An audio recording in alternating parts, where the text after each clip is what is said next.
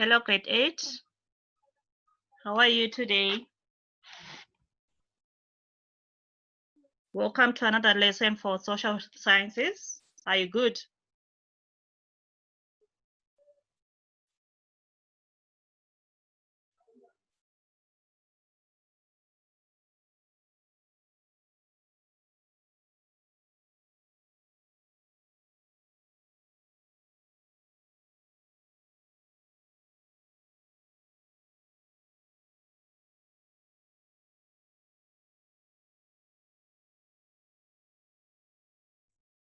Are you good, grade 8? Oh, I can see everyone is good. That's good. Remember, today we are writing my test, okay? I hope you are prepared. Okay, so we're continuing with the Industrial Revolution in Britain and Southern Africa. Just a revision. Okay, for those people who didn't see it in week 1, we're just going through. Okay, so let's proceed. So the objective of the lesson from yesterday still the same. So we're going to look at the changes during the Industrial Revolution in Britain and the beginning of the Industrial Revolution in South Africa, brought about by diamond mining and Britain's increasing interest in South Africa. Okay. So just a recap on what we did yesterday.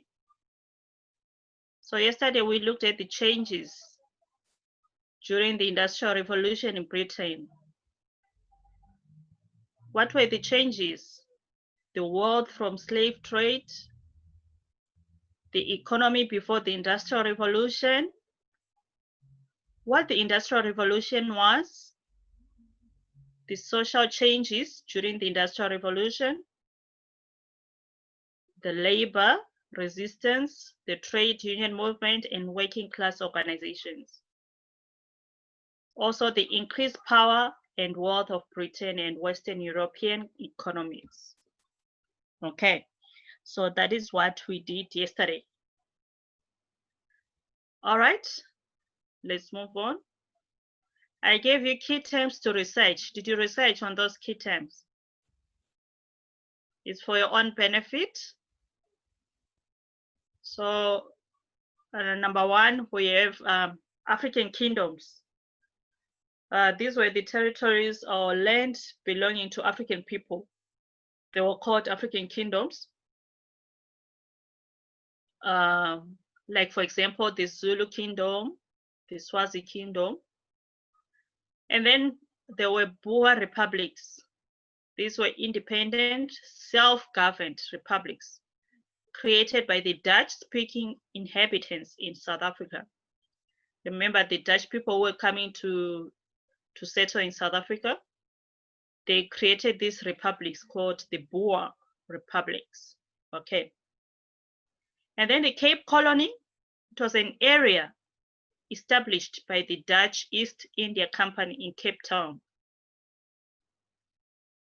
So remember, the Cape Colony, it was part of the area that we know as Western Cape and other parts of Northern Cape and Eastern Cape. So it was called Cape Colony. East India Company, it was a historical English company founded in 1600. Okay. And then, who were the endangered laborers? These were workers who were working in a system of forced labor, especially the Indians who were being brought to South Africa to work. So they were forced to work in the sugarcane plantations. So those were endangered laborers. And then there were passenger Indians. Those were the Indians who paid for their own voyage to Natal after 1869. So passenger Indians were different from the endangered one, the endangered Indians. This came on their free will. So they paid for their journeys, the voyage. Okay. So that's the difference between the two. Okay. So those are the terms I asked you to research yesterday. Just for you to know them, they're very important in this topic for you to know. Okay. All right, we move on. Now for today's topic,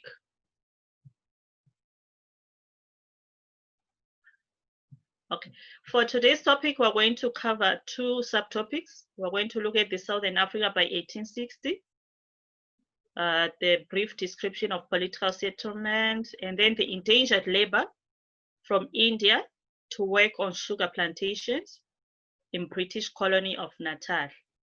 Remember Natal, the KwaZulu-Natal that we know now, it was a British colony. It was colonized by the British. So they were importing what?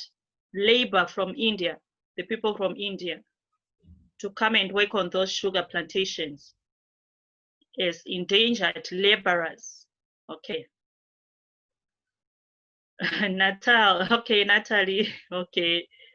And then we're going to look at the diamond mining in Kimberley, 1867 onwards. Remember, there was a discovery of diamonds in Kimberley, which led to the Industrial Revolution in South Africa. So we're going to look at why diamonds are valuable, the British takeover of diamond-rich land in Crickleland West, and also the diamond mining and the development of a monopoly. So that is what we are going to look at today. Are we together?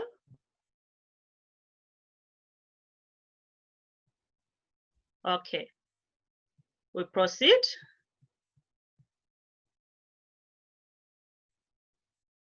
Let's quickly go back to the increased power. We looked at this yesterday. The increased power and wealth of Britain and Western European economies. Remember, European economies became powerful because of the effects of Industrial Revolution. So this Industrial Revolution was a good thing for the Europeans because they gained a lot of wealth, but they became powerful. Investors and financial institutions were needed to provide money. So because of this Industrial Revolution that was taking place, financial institutions like, for example, banks were needed so that they could provide what? Money. They could provide loans. Okay. Capitalists took over the control and organization of manufacturing. Therefore, the Industrial Revolution gave Europe the economic system and technology to dominate much of the world in the colonial period. So you know about colonization. When the powerful countries were colonizing other countries. Like, for example, the British, when they colonized other parts of Africa, it's because they were powerful, their economies were strong, they had all the money. So it made them to colonize other countries, okay? So in a nutshell, to summarize that, we can say that Industrial Revolution paved a way for colonization because other countries, other powerful countries, they started colonizing other countries. Okay, so that is the increased power and wealth of Britain and other European economies. Good. And then the brief description of political settlement. In 1860s, South Africa was made of various colonies and kingdoms. So back then, there was no Gauteng, Northwest, Northern Cape, Limpopo, like the names of the provinces. There were kingdoms and colonies. So those two, they existed back then in the 1860s. Like, for example, the Cape Colony, which covered the Northern Cape Western Cape, Eastern Cape. So it was called the Cape Colony. The Zulu Kingdom is the KwaZulu-Natal now, the kingdom for the Zulu people.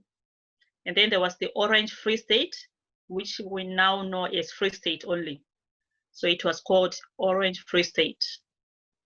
And then the Transvaal. It covered Gauteng, Limpopo, Mpumalanga, and other parts of Northwest. It was called Transvaal. And then there was the Swazi Kingdom for the Swazi people, which is Swaziland now. It was the Swazi Kingdom. And then the Basotho land, which is now called the Sotho. So those were the different kingdoms and colonies that were there in South Africa in the 1860s. Okay. Before they were changed to different provinces. All right. Let's look at the endangered labor from India.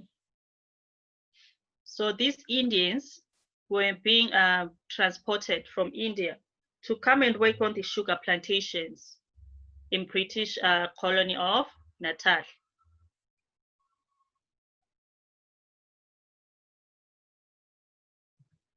So Indians arrived in South Africa from 1860 and were transported as endangered laborers to work on sugar plantations of the Natal colony. Also to work as coal miners on railway construction. So these Indians were arriving to Natal. So they were coming to work as forced laborers. So they were called endangered labor. British traders formed the East India Company in 1600 to trade with India. So remember the East India Company that we're talking about? It was formed by the British or the English people. And then passenger Indians also came to Natal freely, not by forced labor.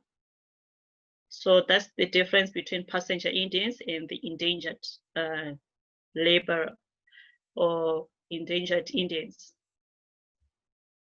Okay. So always remember endangered labor, those are the Indians that were forced. They were transported from India to come and work on the sugar plantations. So they were forced to work, okay. All right. We move on. Now let's look at why diamonds are valuable. We're looking at the diamond mining now in South Africa because it started the Industrial Revolution. So that's why we have to talk about it, the diamond mining. So why diamonds are valuable? They are the most precious of all natural substances. If you own a diamond, you're very rich. Their hardness makes them valuable for use in industrial cutting, drilling, and polishing tools. So they're used for many purposes. They are rare and so represent exclusivity and wealth. So remember, these diamonds, they were found in South Africa, in Kimberley. Okay.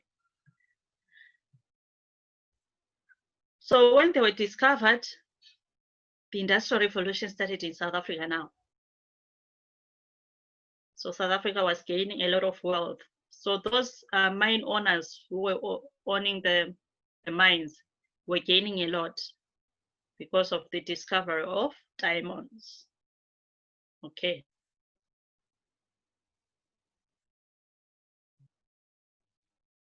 And then there was the British takeover of diamond-rich land in Griqualand West. This Griqualand West was in the area of Northern Cape and Eastern Cape. Yes. Britain declared the Griqualand West to become a full British colony. So Britain was very clever. It was just going all over the country, taking the land from different kingdoms. Okay. Remember, they had to fight the Zulus, the Pedis for their land, also the Xhosas. So they were just colonizing those kingdoms. So why were they fighting the Griqualand West now?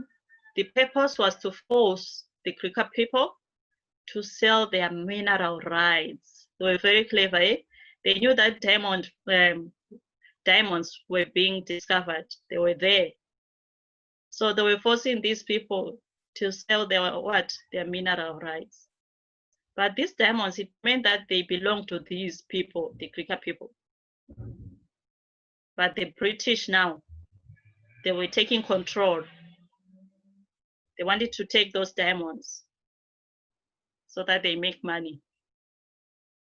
Okay, so that is what was happening in those diamond mines when they were taken over by the British. Okay. Now let's look at the diamond mining and the development of a monopoly. They were greedy, yes. They were greedy. The colonizers, they were greedy. They wanted nothing more but to have the wealth from Africa. The discovery of diamonds and the development of a diamond mining monopoly started the Industrial Revolution in South Africa. So when diamonds were discovered, it led to what? To Industrial Revolution in South Africa. So those who were owning the mines were benefiting a lot. And it was mostly the British who were owning those mines. Mining rule allowed one person to have one claim of 10 square meters. So there were various rules for mining, for you to be able to mine. So you're only supposed to have one claim of 10 square meters.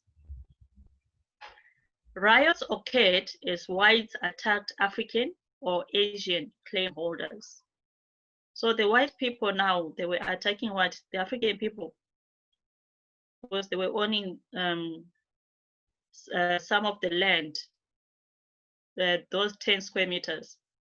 So the whites, they wanted more. They wanted to take over. So riots started now. They were fighting. Cecil John Rhodes and Bani Banato formed Diamond Mining Company and called it the De Beers Consolidated Mines. So these two people, you must always remember them for this topic. Cecil John Rhodes and Bani Banato. So they joined their companies. These two people had their own companies. They joined them and formed a consolidated mine company called the De Beers Consolidated Mines. That was the name of the company. So this company was what? Processing the diamonds. They were focused on the diamond mining. Okay. De Beers Consolidated Mines.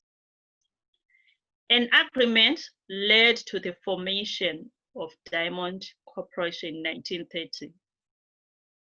So after this company was established, they formed an agreement called Diamond Corporation in 1930. So you can see how the diamond mining started in South Africa. You can see the process of what happened, how the different mining companies were created. Okay, so always remember Cecil John Rhodes and Bani Banato. Okay. All right. So that was the end of Industrial Revolution. Okay, grade 8. Remember, I started yesterday, so this was the last part. Okay. I hope you got something. I think we're repeating the Industrial Revolution second time now. Okay.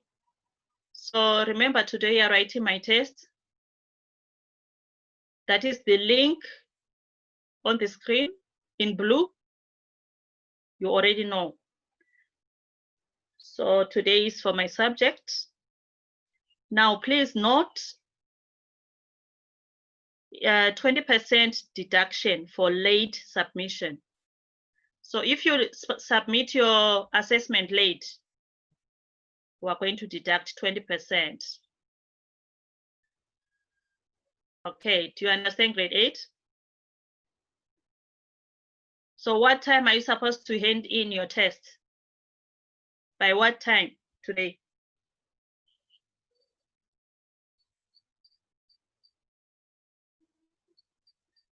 What time are you supposed to hand in your test? Oh, that's good, Cheza. Before 10 p.m. If you submit after 10, 20% will be deducted. Okay, don't say we didn't tell you. I even typed for you so that you don't forget, okay?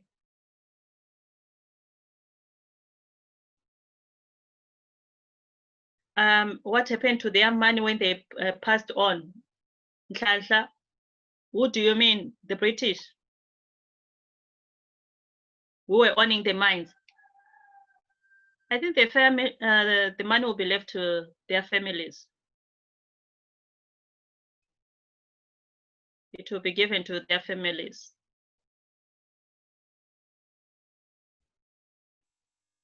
So they made a lot of money, yes, through diamond mining, a lot. That's why the European are strong economies, because they took much of the diamonds from Africa.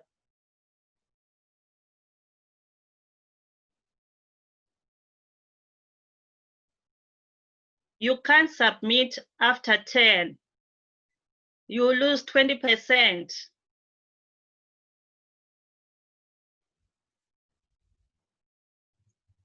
Can I go back to Siso John Rod? Okay. For Humulayam, okay. I don't, let me see. Here. Do you want to see this slide?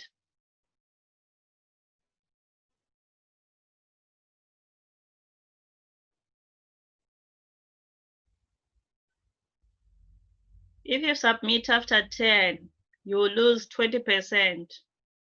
Which one now? The previous one?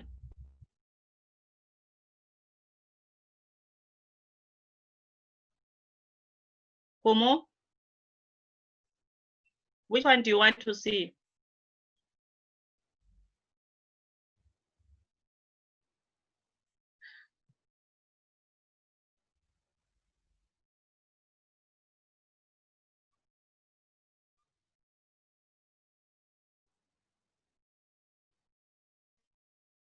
Are you fine, Homo?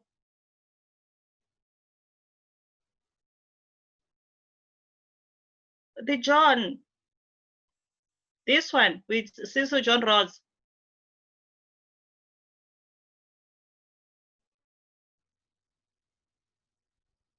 Okay. There you go. Okay, so I was still talking of the tests. So I wish you all the best for the test, okay? So yeah, writing one paper, Geography and History, Section A, History, Section B, Geography. Okay. So you just do the same like you were doing in other subjects, the way you were doing the assessments. Just for you to research on these key terms, just find out more. What was the Bloemfontein Convention? And then the De Beers we have already covered that, and the Diamond Corporation.